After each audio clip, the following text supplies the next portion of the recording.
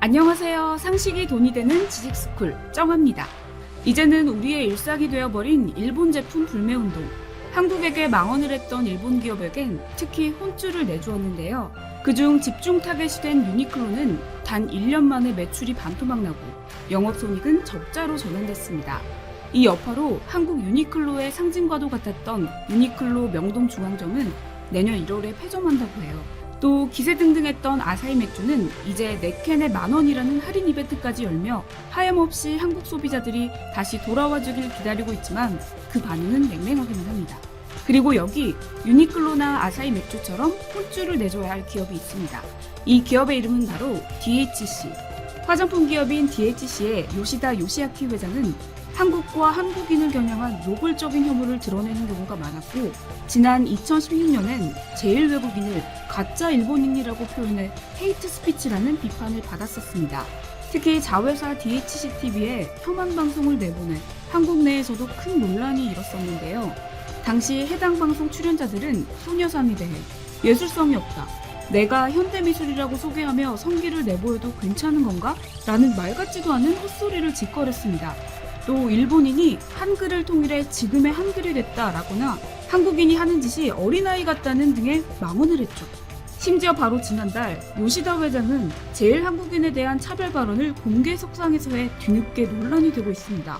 계속되는 그의 지나친 혐한 발언 때문에 이제는 일본 내에서까지 비판의 목소리가 나오고 있다는데요. 이번엔 또 어떤 망언을 했길래 이렇게까지 비판의 목소리가 나오는 걸까요? 영상 시작 전 좋아요와 구독 부탁드립니다. 요시다는 지난달 자포자기 추첨에 대해서 라는 글에서 이렇게 말했습니다.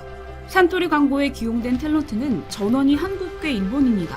그래서 인터넷에서는 총토리라고 비난받고 있는 모양이다. DHC는 광고 모델을 비롯해 모두가 순수한 일본인이다. 여기서 말한 총토리는 조선인을 비하하는 총과 산토리의 합성어입니다. 이렇게 요시다는 한국과 경쟁사를 동시에 비하하다 보니 자국의 기업마저 국적을 바꿔버리는 묵은본 논리를 펼치고 있습니다.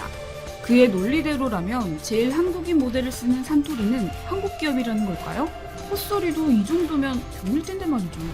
라이벌 경쟁사인 산토리와 제일 한국인을 모두 깎아내린 그의 발언은 일본 내에서도 도가 지나치다고 생각했는지 엄청난 논란이 됐습니다.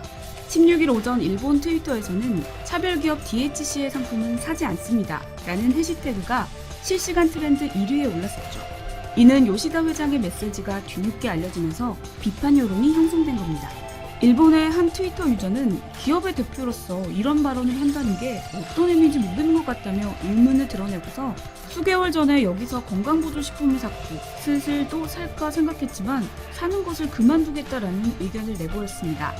사실 일본 사람들은 워낙 순종적이어서 불의를 봐도 쉬쉬하는 성향이 강한 편인데요.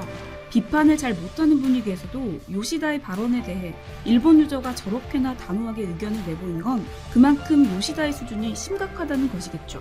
게다가 해시태그까지 확산됐다는 걸 보니 일본 사람들도 어지간히 창피해 보입니다. 일본인들도 믿고 거르는 요시다 회장 같은 CEO가 있는 이상 우리는 일본 제품 불매운동의 불씨를 꺼트려서는 안 됩니다. 여기서 신경 써야 할 부분은 이름 때문에 일본 기업으로 오해받는 한국 기업들도 있으니 잘 알아봐야 합니다. 우리 이상스쿨에서 모든 브랜드를 소개하지 못하겠지만 우리가 자주 접하며 오해할 수 있을 만한 국내 일부 브랜드들을 알려드리겠습니다. 첫 번째 브랜드는 도르코입니다. 면도날과 면도기를 제조하는 도르코는 확실히 브랜드명만 들었을 때 일본 브랜드 같지만 명확한 토종 국내 브랜드입니다. 1955년 설립된 이 회사는 1979년 처음으로 도르코라는 상호명을 사용했는데 당시에는 영어를 일본식으로 발음하는 경우가 많았다고 해요. 그때부터 도르코라고 불린 이 브랜드는 정정하기엔 이미 너무 유명하게 알려져 결국 바꾸지 않고 지금까지 도르코로 브랜드 이름을 사용하고 있습니다. 두 번째 브랜드는 다이어트를 한 번이라도 해본 사람이라면 누구든지 알고 있을 겁니다. 전자의료기기인 인바디인데요. 체성분 분석기 시장에서 독보적인 선두를 지키고 있는 인바디는 1996년에 설립된 국내 회사로 대한민국의 의료기기 제조업체인 주식회사 인바디에서 개발한 상품입니다. 세계 1위의 시장 점유율답게 인바디가 널리 보급되면서 국내에서는 체성분 분석기 자체를 인바디라고 부르고 있죠. 그리고 이번엔 주방으로 가볼 텐데요. 주방 어디를 가던 반찬에 담긴 이런 밀폐 용기가 많이 보일 겁니다. 네, 맞습니다. 세 번째 브랜드는 바로 락앤락입니다. 주방 밀폐용기를 대체하는 명사로도 쓰이는 락앤락은 언뜻 보면 해외 브랜드처럼 보이지만 1972년에 국진 유통에서 개발한 자랑스러운 국내 브랜드였습니다. 락앤락은 혁신적인 결착형 밀폐용기의 선두주자로 전 세계 120여 개국에 수출하는 대한민국 기업으로 성장했었죠. 여기서 제가 왜 과거형으로 말하고 있냐면 아쉽게도 지난해 여름 창업주인 김준일 회장이 홍콩계 서머펀드 어피너티쿼티 파트너스의 경영권을 전량 매각해 지금은 홍콩계 기업이 돼버렸기 때문입니다. 자, 패션 업계에서도 의외의 한국 브랜드들이 많이 있는데요. 그중 하나는 MLB입니다. 미국 메이저리그 야구를 뜻하는 약자이기도 한 MLB는 패션 업계에선 한국의 의류기업 F&F가 미국 MLB와 라이센스 계약을 체결해 런칭한 국내 브랜드입니다. 특히 최근에 이 브랜드의 로고가 적힌 옷, 신발, 모자 등이 많이 보이죠. 그리고 여성들이 자주 들고 다니는 이 가방의 브랜드도 국내 브랜드입니다. 바로 MCM인데요. MCM은 특유의 로고 패턴과 많은 국내 셀럽들이 즐겨 찾는 명품 브랜드로 잘 알려져 있습니다. MCM의 의미는 모던 크리에이션 뮌헨으로 원래 독일 뮌헨에 본사가 있는 독일 브랜드였습니다. 하지만 지난 2005년 우리나라의 성주그룹이 MCM을 인수하면서 현재는 한국 브랜드가 되었죠. 이처럼 라이센스 계약과 인수로 인해 한국 브랜드가 된 사례는 굉장히 많은데요. 독특한 로고 모양이 박힌 지갑으로 많은 사랑을 받고 있는 루이카토지는 1980년 프랑스의 가죽장인 폴 바라시 설립한 브랜드로 1990년부터 한국의 태진 인터내셔널이 라이센스를 취득해 출시했습니다. 그 후 2006년 태진에서는 아예 프랑스의 본사까지 인수해 완전한 국내 브랜드가 되었죠. 내셔널 지오그래픽 어페럴과 디스커버리 익스페디션 역시 국내 브랜드입니다. 대부분 미국 다큐멘터리 채널의 공식 굿즈 브랜드라고 오해하는 경우가 많은데 내셔널 지오그래픽 어페럴의 경우 국내 기업 더 네이처 홀딩스에서 내셔널 지오그래픽의 라이센스만 구입해 2013년 런칭한 국내 브랜드입니다. 또 디스커버리 익스페디션 역시 국내 기업 F&F에서 라이센스만 사와서 2012년에 런칭한 국내 브랜드죠. 스포츠를 즐기는 사람이라면 이 브랜드도 익숙할 겁니다. 바로 휠라인데요. 주로 스포츠 용품을 판매하는 휠라는 1911년 이탈리아에서 휠라 형제에 의해 설립되었습니다. 이때 휠라 코리아의 윤윤수 대표가 휠라의 인기와 잠재적 가능성을 보고 2003년, 2005년, 2007년 세 번에 걸쳐 지분을 사들였고 그렇게 휠라는 한국의 브랜드가 되었습니다. 심지어 한국은 잠재력이 있는 해외 브랜드를 인수하는 데 그치지 않고 뛰어난 분석을 바탕으로 더욱 탄탄한 브랜드 이미지를 구축해가고 있습니다. 특히 마지막에 소개된 휠라는 올드한 브랜드 이미지를 전체적으로 바꾸는 데 성공하면서 최근 10에서 20대들에게 선풍적인 인기를 끌고 있죠. 심지어 일본에서 휠라의 인기는 심상치 않은데요. 현재 일본에서 스트릿 패션이 인기를 끌기 시작하자 한국의 휠라는 힙한 의류 브랜드로 자리 잡았습니다. 인스타그램에 휠라를 일본어로 한 휠라를 검색하면 로고를 자랑스럽게 보여주는 일본인들의 모습을 확인할 수 있죠. 이런 인기에 2017년에는 일본 대표 스트리트 브랜드인 해브 어 굿타임과 휠라가 휠라 해브 어 굿타임 콜라보레이션 컬렉션을 펼치기도 했습니다. 또 최근에는 전 세계적으로 사랑받고 있는 BTS가 휠라의 모델로 활약하면서 그 인기는 더 활활 타오르고 있죠. 한국을 얕잡아 보며 한국을 욕하는 일본의 극우 세력들이 자국의 젊은이들이 휠라를 입고 당당하게 자랑하는 것을 보면 아주 경악할 노릇일 텐데요. 아무리 그렇게 한국을 욕해도 이미 일본 젊은 세대들은 한국에 빠졌다는 걸 확실히 알았으면 좋겠습니다. 게다가 한국은 일본의 트렌드까지 한국 스타일로 바꿔버렸죠. 외국 브랜드라고 착각했던 국내 브랜드들이 이렇게 세계적으로 활약하고 있었다니 정말 자랑스럽습니다.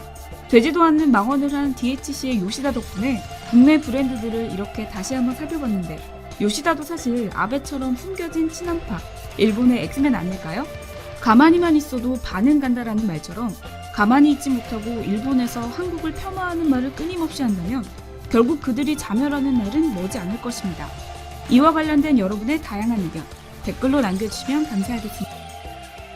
코로나19가 장기화되고 고등학교, 대학교 개학 연기 등에 따라 헌혈자가 줄면서 병원의 혈액 수급에 대한 우려가 커지고 있다. 지금 당장은 코로나19 감염 우려로 수술 환자가 줄긴 했지만 코로나19가 잦아들면 연기됐던 수술이 이루어지면서 혈액 수급에 난항을 겪을 것이라는 분석이다. 대한적십자사에 따르면 현재 혈액 부종량은 6,257유닛에 달한다. 이는 6,257명의 헌혈 참여자가 필요한 상태라는 의미다. 종 코로나 바이러스 감염증으로 인한 혈액 수급난 해소를 위해 전 장병 대상 헌혈 캠페인을 벌여온 육군이 단일 기관으로 최단 시간에 최다 헌혈 기록을 달성했다. 육군은 지난 1월 28일부터 지난 18일까지 헌혈 캠페인을 벌인 결과 총 38,167명의 장병이 헌혈에 참여해 1,526만 ml에 달하는 혈액을 수급했다고 20일 밝혔다. 대한적십자사 혈액관리본부에 따르면 이는 단일기관으로는 최단 시간에 기록한 최다 헌혈량이다. 국가 전체 7일치 소요량에 해당하며 종합병원 혈액 사용량이 약 2.5년치에 달하는 양이다. 육군은 국가적 위기 극복에 동참하고자 장병 및 군무원을 대상으로 사랑의 헌혈운동 캠페인을 전개해왔다. 1초의 찡그림으로 사랑을 실천하고 생명을 살린다는 슬로건 아래 육군본부를 비롯해 지상군 작전사령부, 이작전사령부, 각급 4여단급 부대에서 제대별 캠페인을 벌이며 국민에게 응원과 희망의 메시지를 전했다. 육군에서는 헌혈중 기부 사례도 잇따랐다. 경북 포항시 헌혈중 57장을 기부한 54단 장사대대 장병들, 그동안 모아온 헌혈중 70장을 한국소아암재단에 기부한 31사단 최임주 예비군 지휘관 등 많은 장병의 헌혈 미담도 이어지고 있다. 육군 관계자는 혈액 수급이 안정화될 때까지 사랑의 헌혈운동 캠페인을 지속해나가며 코로나 극복에 총력을 다할 계획이라고 말했다. 육군 장병들은 캠페인을 시작한 이래 대한적십자사의 헌혈자 수의 약 13%를 차지했다. 조남선 대한적십자사 혈액관리본부장은 육군 장병들의 사랑의 헌혈운동이 국가적 혈액 수급 비상 상황을 극복하는 데 큰 도움이 되고 있다며 최단 시간에 최다 헌혈을 기록할 정도로 열정적으로 참여해준 장병들에게 진심으로 감사드린다고 말했다. 한편 지난 29일부터 이틀간에 걸쳐 육군은 휴일에도 불구하고 동대구 복합터미널과 서문시장, 경북대병원 주변 등에서 방역활동을 펼쳤다. 80여 명의 장병들은 방호복을 착용한 채 소독기를 들고 감염이 우려되는 지역에 대해 일사불란한 방역작전을 수행했다. 장병들과 더불어 제독차 11대도 동대구역 주변 도로에서 함께 방역을 실시했다. 대구 지역 마스크 부족 사태 해결을 위해 오군수 지원사령부에서는 차량 10대를 활용해 마스크 100만 개 수송을 지원했으며 31사단은 지역 내 참전용사와 요양원에 마스크와 생필품을 지원하고 23사단 장병들은 지역 내 마스크 업체에서 포장 업무를 지원했다. 대구 지역에서 방역활동을 하는 54단에 대한 차량 지원도 이루어진다. 217군단 등에서 소독차 12대가 54단으로 전환되며 향후 상황을 고려 70여 대를 추가 지원할 수 있도록 예하부대에 즉각 지원 준비를 지시했다. 감염 확진자가 폭증하면서 국군대구병원을 감염병 전담병원으로 전환하기 위한 준비도 박차를 가하고 있다. 육군은 공병부대를 긴급 투입해 격리시설 확보를 위한 공사에 착수했으며 이번 주 내 운영하는 것이 목표다. 한편 육군과 공군 부사관들이 병마와 사투를 벌이고 있는 백혈병 환자들에게 조혈모세포를 기증했다.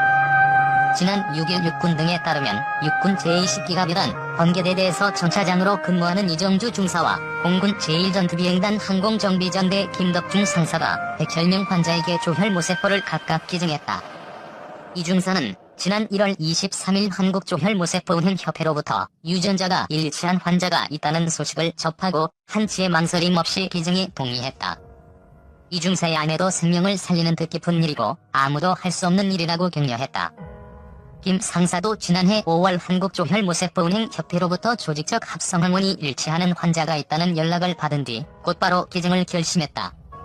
김 상사는 지난달 30일 전남 화순병원에 입원해 조혈모세포 촉진제 주사를 투여받은 뒤 지난 2일 조혈모세포 채취 수술을 통해 혈액암 환자에게 새 생명을 선물했다. 한편 조혈모세포는 백혈병과 혈액암 환자의 건강을 되찾게 하는 큰 희망이다. 그러나 비혈연 관계에 있는 기증자와 환자의 유전자가 일치할 확률은 2만 분의 1 정도로 기증 대상자를 찾기 어렵다. 미국 육군 참모총장이 10일 우리 육군의 신종 코로나 바이러스 감염증 대응을 높이 평가하며 이를 전 세계에 파견된 미군과 공유하겠다고 밝혔다.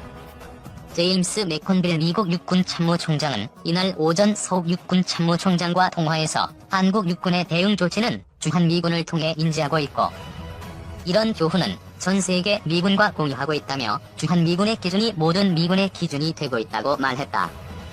메콘빌 총장은 또 이 전투의 진정한 영웅들은 코로나와의 전선에서 싸우고 있는 의사, 간호사, 그리고 과학자들이라며 FEMA의 민간 지도부와 협조해 군사 지원 요청을 은밀하게 지원하고 있다고 강조했다. 이에 서 총장은 육군 감염 차단에 주효했던 조치는 신속한 역학조사와 PCR 검사로 확진자 조기분리와 개인 위생관리 생활화 등이었다고 소개했다.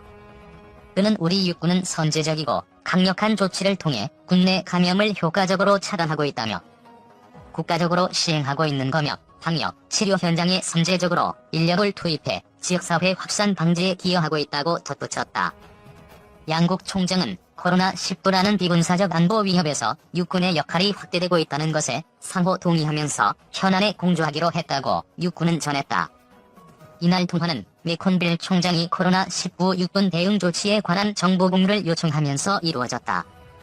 이에 앞서 서 총장은 로버트 에이브럼스 주한미군사령관, 마이클 빌스 미칼 군사령관과도 통화했다고 육군은 밝혔다. 육군은 그동안 병영 내 코로나 확산을 방지하기 위해 민간보다 높은 수준의 고강도 예방 대책을 추진해왔다며 군사작전을 수행한다는 각오로 육군본부의 방역대책본부를 설치해 체계적이고 구체적인 부대관리 지침을 하더라고.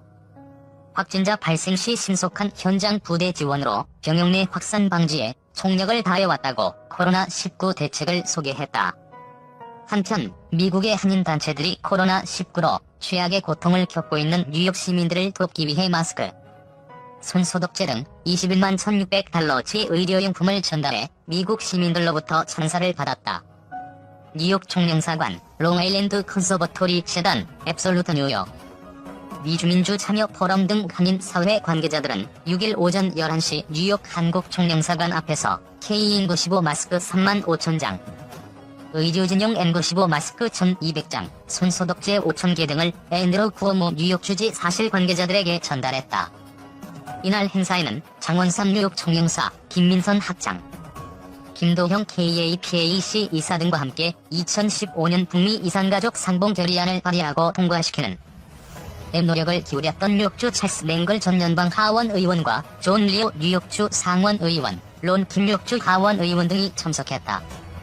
랭글 전 의원은 인사말에서 1950년 한국 전쟁이 발발했을 때 한국이라는 나라가 지도상 어디에 있는지 왜 전쟁이 났는지도 몰랐는데